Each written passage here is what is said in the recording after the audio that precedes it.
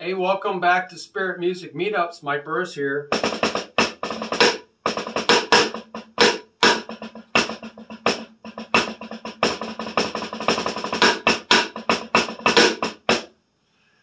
Little spontaneity there. We are on the drum fills during a groove break page. Well, it's actually a break for the band. The band is usually taking a break. They're on a long note or they stopped abruptly.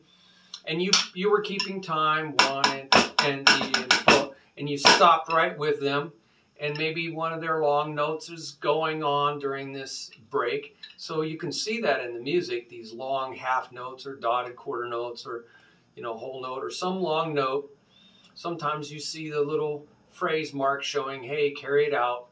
And that's how you know there is a break in the song. And a lot of times, this is the place for a drummer to shine, show their stuff off. But you want your fill, you're going to fill in the break. It's not a fill in, watch out. There is a thing called a fill in, which is filling inside of a beat with ghost notes. This is a fill in. So that's the groove, very simple groove. See all those little notes? I was filling in, creating internal phrasing that brings in rhythmic and energy contours. That's on the groove page. But a break that is for the band is a place to dialogue. So there's support. You're supporting the groove. You're supporting the band, the genre of the music with your beat.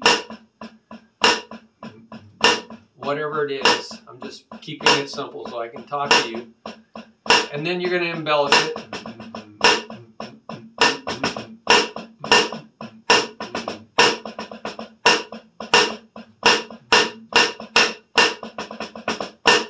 Whatever the embellishment is, the loud stuff's the groove, the embellishment's the soft stuff, and then you're going to actually 10%, maybe 15% of the time, you're going to fill in the holes in the song, in the band break, and that is called a drum fill. And that's where you get to actually, play around. You can play around the drum set, and there's a whole page here for that, or you can just be playing on the snare,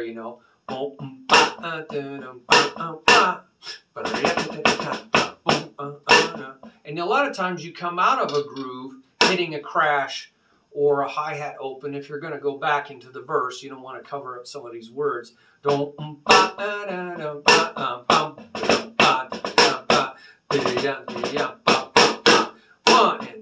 you're back into the groove with a crash. 1 and 2 and right. 1 and 2 and 1 and 2 and 3 and 4. So I did my little fill, and those fills can last however long that long note is. It's usually just, count 4, count 3, maybe the end of 3. Sometimes you get lucky 3 and 4, a half note. Sometimes you get lucky and get counts 2, 3, and 4. Rarely do you get a whole measure.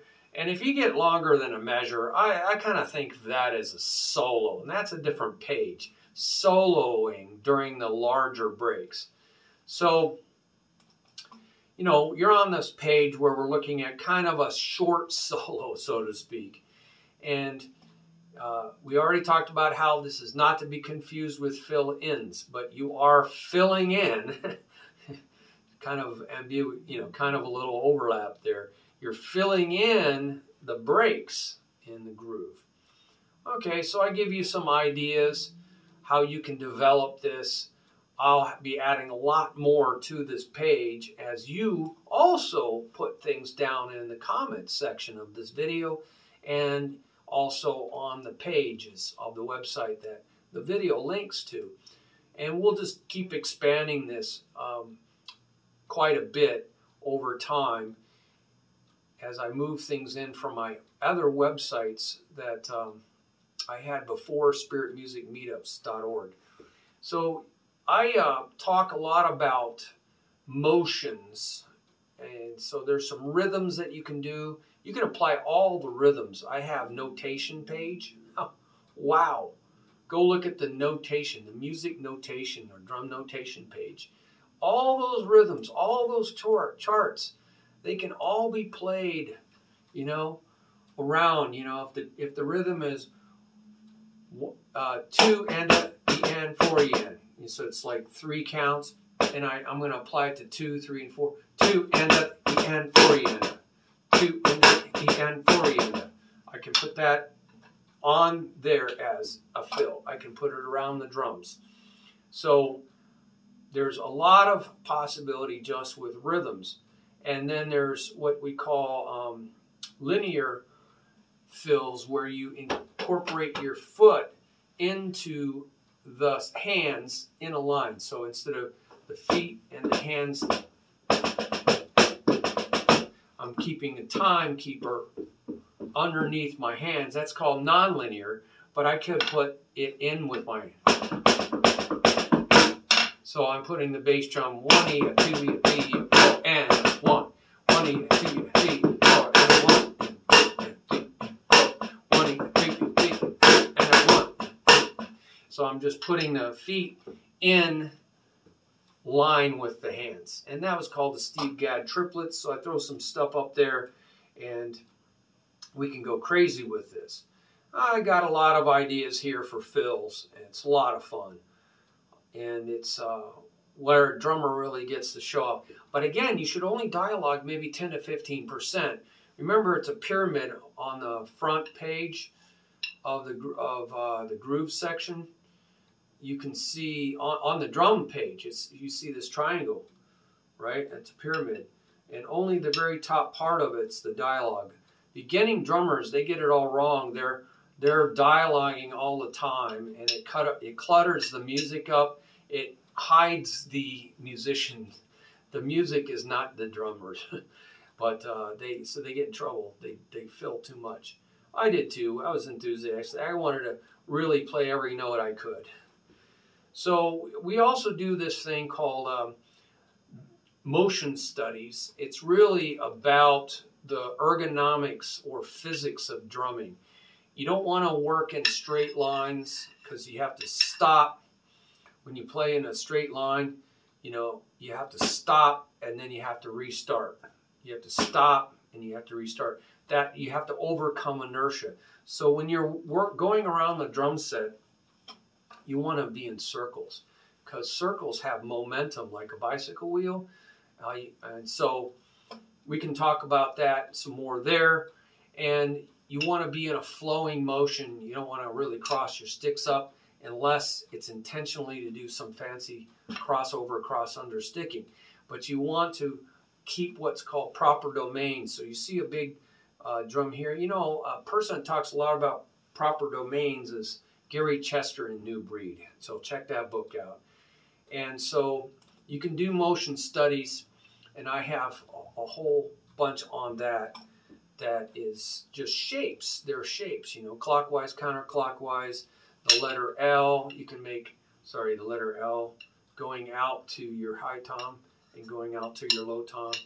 And so I do a lot of shapes, letters of the alphabet, Z's, and, you know, anyway, we can go into that.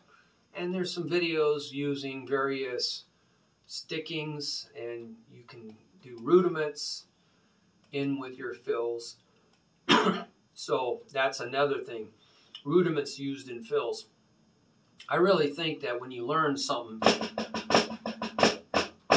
a rudiment, you know, Swiss Army triplet.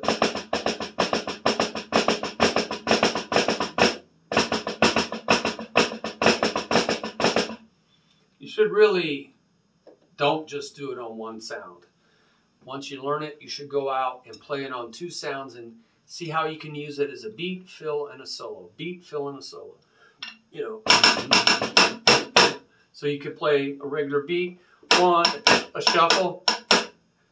And since that was a Swiss Army triplet, 1, 2, 3, 1, 2, 3, or 1 E, a 2 E, 1, 2, 3, 4, or 1 E, a 2 E, a 3, 4, or 1.